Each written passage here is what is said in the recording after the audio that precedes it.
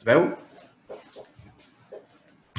Bé, primer de tot, gràcies per deixar-me participar en aquesta jornada. Per mi ja estic acostumat als reptes, però iniciar una jornada com aquesta amb un concepte tan genèric i tan exhaustiu com el de la digitalització empresarial ha sigut donar-li moltes voltes al cap per veure de quina manera podíem transmetre un concepte que ens agafa a tot l'àmbit de l'empresa i intentar transmetre quelcom que pugui ser útil perquè puguin anar-ho aplicant les empreses.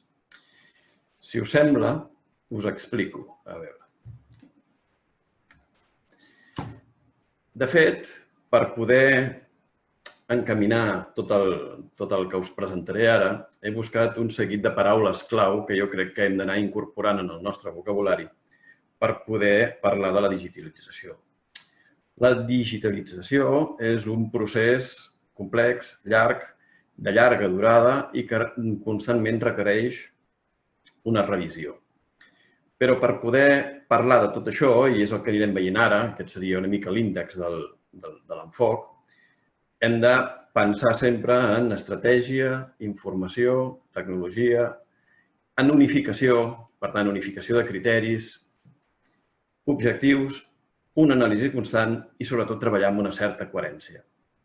Per tal que els resultats que nosaltres anem obtenint a mesura que anem aplicant tot el procés de digitalització tingui un sentit. Parlem de la digitalització.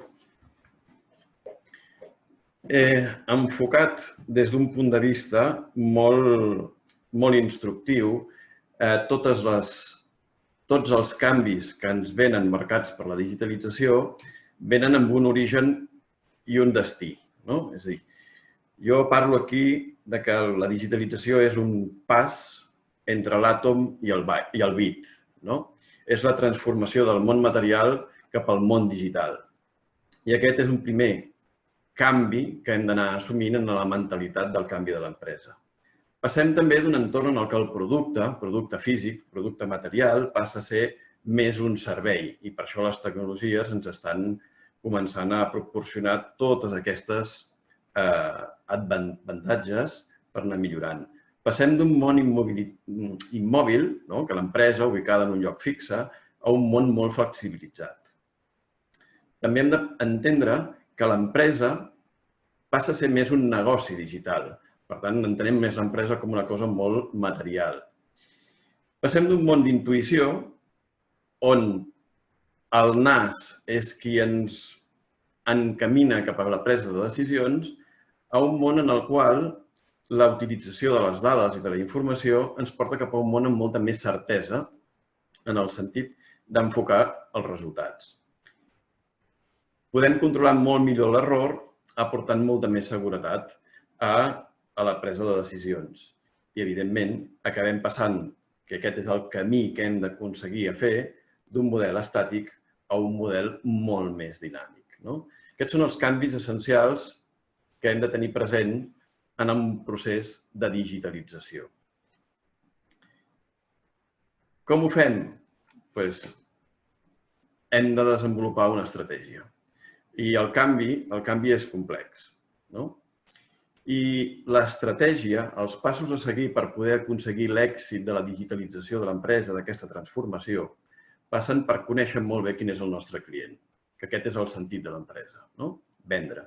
Per tant, hem de conèixer molt bé el client i en un món en què s'ha transformat i el client es transforma molt més ràpid que les empreses, hem de definir una estratègia que ens porti cap a un model de canvi, de transformació, d'adaptació cap a aquests entorns. Ja ho estem fent, ho hem fet per força. Portem 6 mesos en els quals totes les empreses hem evolucionat cap a un món molt més digital. Hem hagut d'adaptar la nostra manera de comunicació, les reunions. Hem fet un canvi molt important. I aquí, per poder fer el canvi, l'empresa, a excepció d'aquelles que són unipersonals, necessiten fer un canvi cultural intern. És tota l'empresa la que s'ha de moure i és tota l'empresa la que s'ha d'adaptar a aquest model de negoci. Aleshores, aquí ha d'haver-hi un compromís per part de tota l'empresa. No és una cosa que la pugui portar a terme només una persona dins de l'empresa. I per poder-ho fer conjuntament necessitem, evidentment, capacitar-nos. El món de la formació, no? Hem d'adquirir coneixements per proporcionar habilitats i fer que tothom pugui estar involucrat en igualtat de condicions dins d'aquest procés de transformació.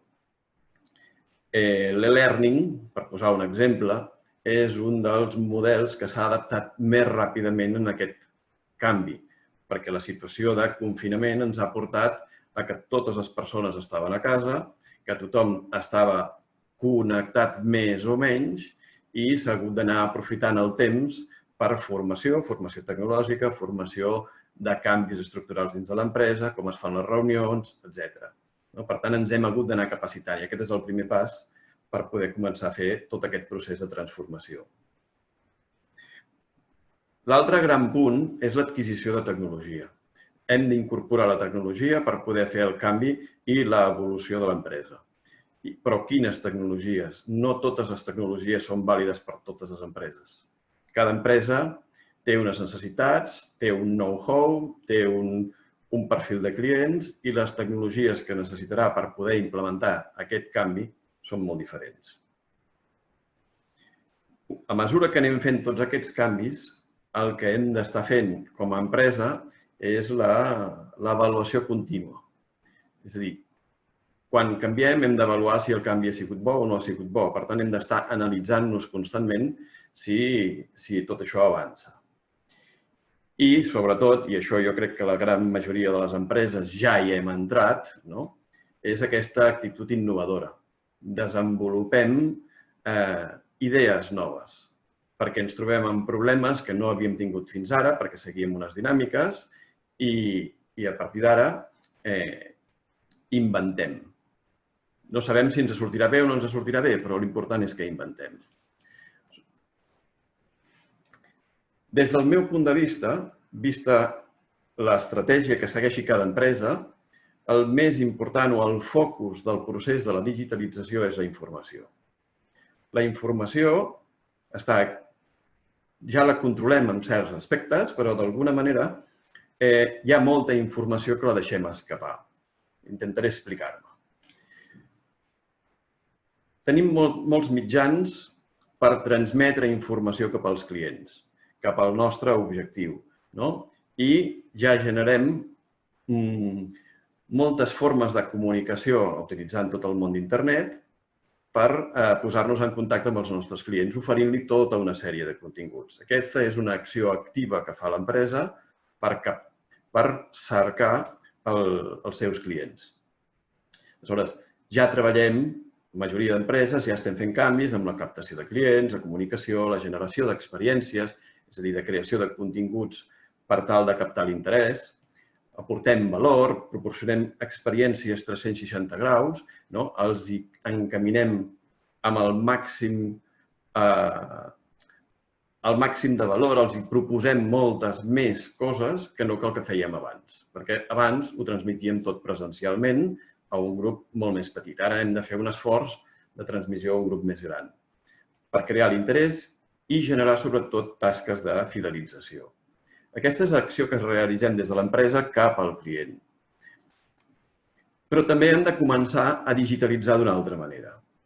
I aquesta és més complexa, que és digitalitzar el feedback. Ja tenim plataformes que ens permeten digitalitzar el feedback, però el feedback es pot digitalitzar de moltes més maneres. Per què no podem digitalitzar l'experiència del client mentre està desenvolupant una certa activitat?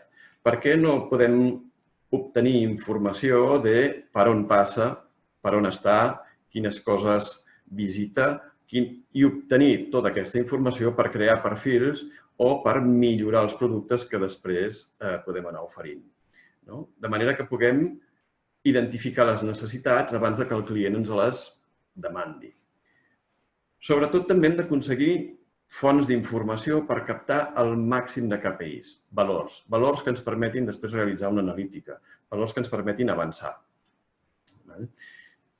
I millorar la comunicació virtual. Això ja ho estem fent reunions virtuals i tot això és el que ara estem ja posant en pràctica des d'un punt de vista molt més avançat. Integrem les dades i sobretot les xarxes socials, que ja ens en parlaran després, l'avantatge de les xarxes socials. Però tot això jo vull portar-ho cap a una altra banda. En parlo d'aquí una estoneta, perquè tota aquesta informació l'hem d'aconseguir digitalitzar, l'hem d'aconseguir posar en un únic entorn. L'altre gran factor, a part de les dades, que és el que realment ens interessa, és la tecnologia.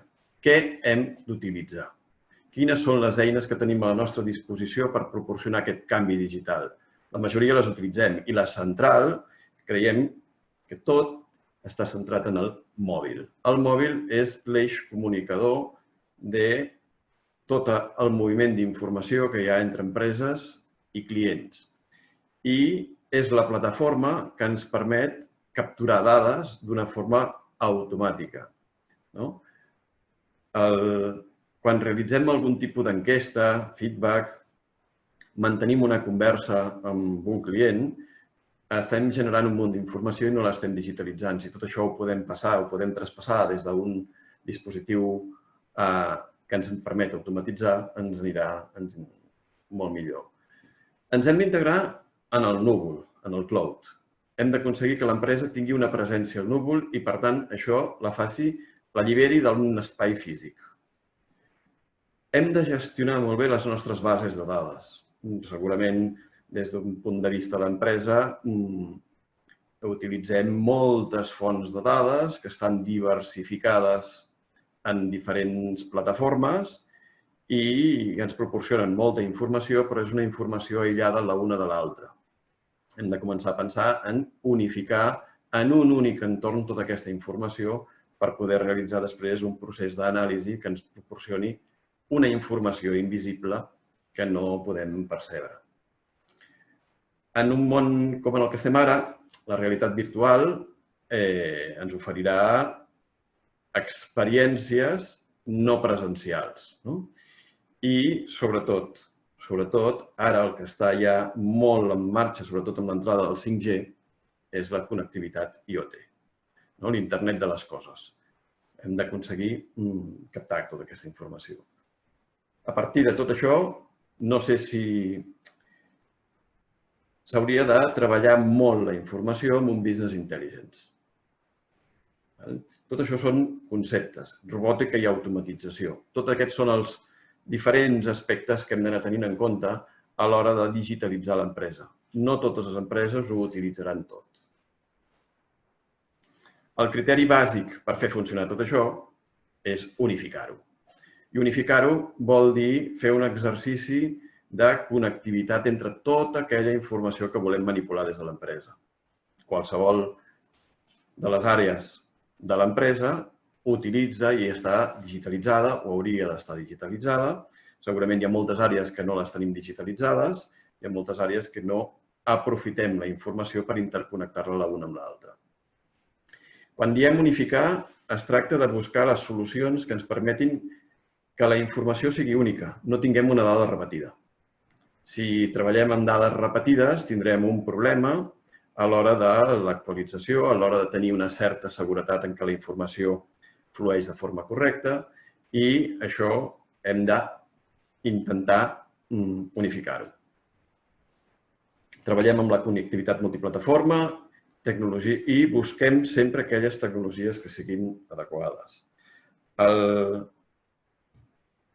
Simplifiquem les estructures i portem-ho tot cap a un storytelling. La digitalització és crear una història perquè el client entengui la nostra empresa també des d'un punt de vista molt unificat, no crear una dispersió de missatges.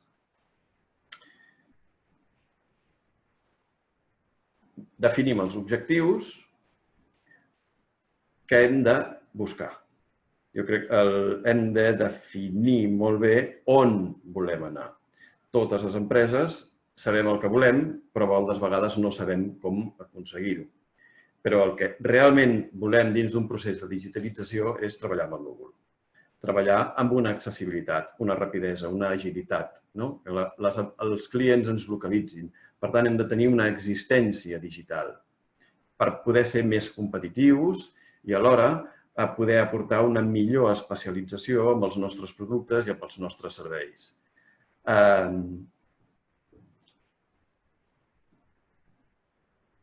La personalització.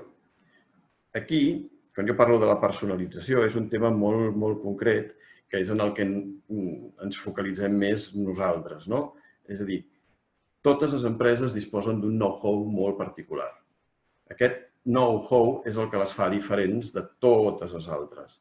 I segurament manipulen unes informacions que normalment no poden accedir o no poden estar digitalitzades en uns determinats perfils d'aplicacions que l'empresa pugui estar utilitzant.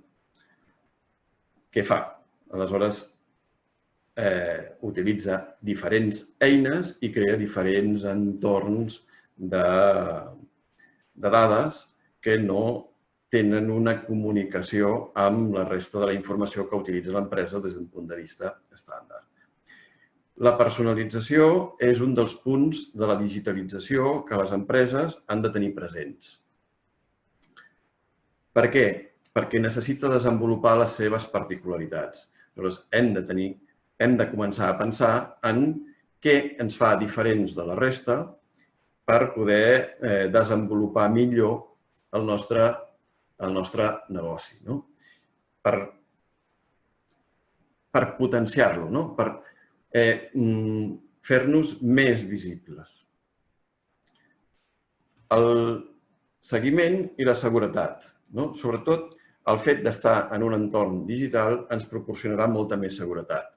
Seguretat en el sentit que la informació estarà sempre accessible, mentre tinguem internet, però estarà sempre accessible i podrem accedir de qualsevol lloc, ens donarà una agilitat de moviment, ens proporcionarà tota una sèrie de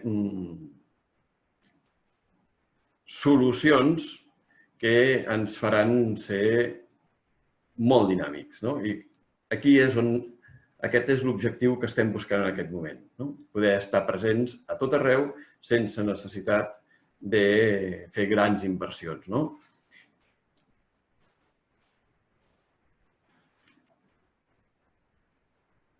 Una part, potser és una de les parts més importants que té la digitalització, el procés de digitalització, que és l'anàlisi constant de la informació que manipulem dins de l'empresa.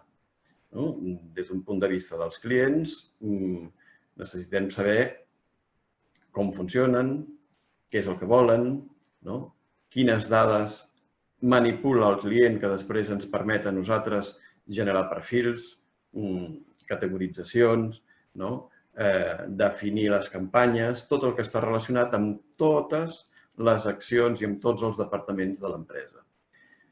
I el fet de disposar de KPIs és precisament el fet de recuperar el màxim d'informació que ens interessa. Recuperar els testimonis, recuperar els casos d'èxit. Casos d'èxit en el sentit de tot allò que ens potencia i ens aporta valor a l'empresa. La resposta del producte, és a dir, quines sensacions el producte genera, la conducta del mercat, l'experiència del client, sobretot l'experiència del client. Aquí és probablement on hem de focalitzar molt l'esforç de digitalització, en captar aquesta informació que en principi és molt volàtil, no l'aconseguim captar correctament. Tot això ens porta cap a la correcció d'errors, fins i tot la reorganització dels productes, els serveis, tot el que ens permet anar cap a un pas d'anar a buscar la màxima excel·lència dins de tot el que és el procés d'activació de l'empresa dins del món digital.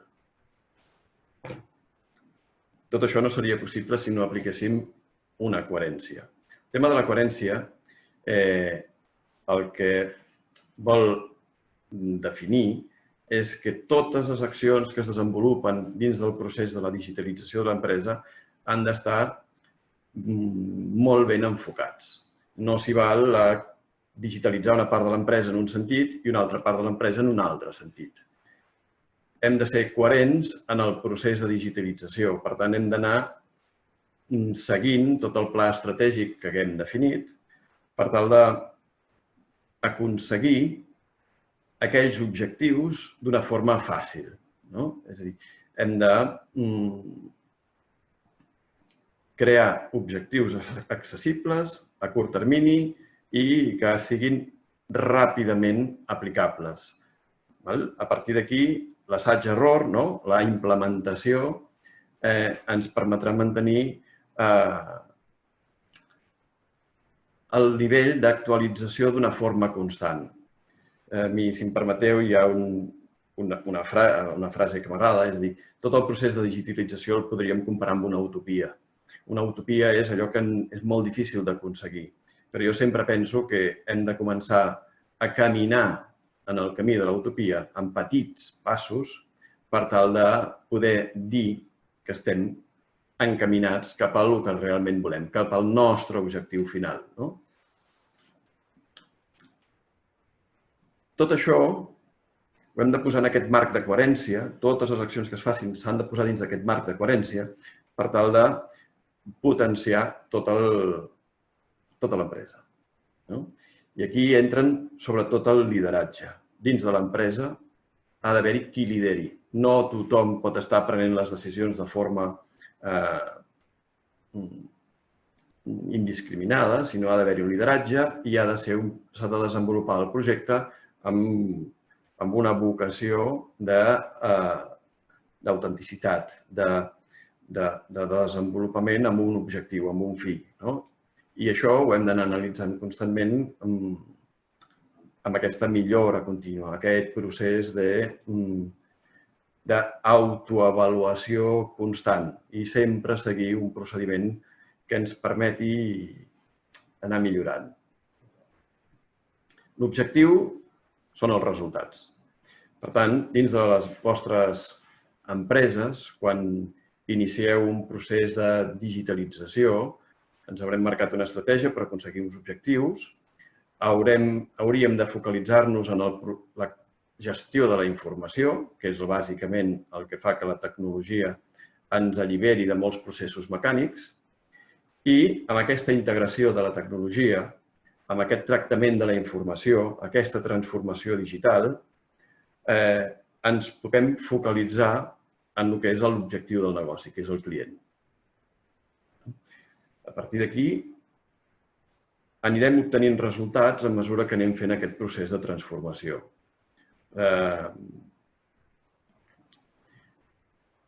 És un procés lent, però a la vegada és un procés molt ràpid. I hem de tenir aquesta visió, d'aquesta millora, d'aquesta voluntat de fer petits passos per arribar a aquests resultats. Tot això acabarà provocant un nivell de seguretat intern dins de l'empresa per ser més forts i millorar el concepte de tots els nostres productes i els nostres serveis. No sé si em queda massa més temps, però m'agradaria explicar-vos exemples de processos en els que hem participat a nivell de digitalització, amb coses molt concretes. Tinc temps, Sergi, encara? Sí, te queden uns 8 minuts o 7 minuts, vull dir que... Jo ara em poso més en el meu paper, perquè si no m'equivoco aquí havíem acabat, però m'agradaria posar un parell d'exemples de com entenem el procés de digitalització des de la nostra empresa. El procés de digitalització passa per entendre un problema. Les empreses tenen una necessitat i nosaltres, per exemple, hem desenvolupat un projecte fent servir una mica la imaginació, la creativitat. Normalment, digitalitzar un procés productiu o un procés de creació de digitalització passa per analitzar bé el problema, veure què és el que s'ha de fer, parlar-ho molt i a partir d'aquí desenvolupar-lo. I hem d'imaginar les solucions que necessitem. per poder millorar tots els nostres productes. En el sector del turisme, per exemple, podríem recuperar totes les experiències que realitzen els nostres usuaris quan estan connectats en el nostre hotel o en el nostre entorn on desenvolupen les nostres experiències, interconnectant amb alguna eina totes aquelles solucions que ens venen proporcionades per altres eines. Poso, per exemple, Wikilog com un exemple d'aplicació que té una tasca molt concreta però que genera un munt d'informació i que a la vegada això, ben gestionat des d'una empresa, poguéssim buscar una interactivitat addicional entre el client o l'usuari i l'empresa. Hem d'anar a descobrir, hem de crear solucions realment personalitzades i desenvolupar-les. Hi ha moltes solucions que no estan al mercat, moltes solucions que s'han de desenvolupar i dins de tot el que és el projecte de digitalització, les empreses hem de fer un esforç molt gran per veure què és el que realment el client necessita i desenvolupar solucions que satisfacin les necessitats. Potser és més fàcil respondre a preguntes després si hi ha alguna pregunta, Sergi, però és que... La part de les preguntes la deixarem per a la part de la taula rodona. Sí. En tot cas, després ja responc una mica el que faci falta. Jo, des del punt de vista personal, encoratjo les empreses a que facin aquest anàlisi, muntin aquesta estratègia interna, facin l'esforç de pensar en quins àmbits de dins de la seva empresa han de treballar, que són totes aquestes paraules clau que crec que s'han de tenir presents. Si tenim presents aquestes paraules clau, aconseguirem començar a treballar en tot el procés de digitalització.